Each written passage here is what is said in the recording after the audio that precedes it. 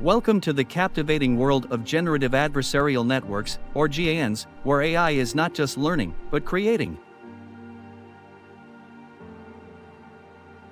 GANs consist of two neural networks, the generator and the discriminator, working in a tandem where one creates and the other evaluates.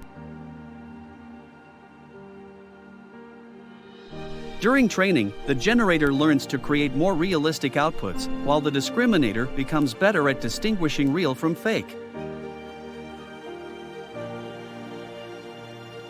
GANs have fascinating applications, from generating art and fashion designs to creating photorealistic images for movies and games.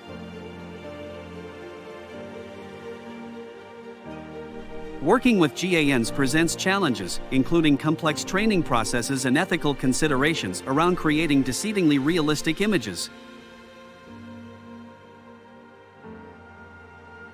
The future of GANs is promising, with potential impacts in medicine for drug discovery, in architecture for design, and in entertainment for immersive experiences.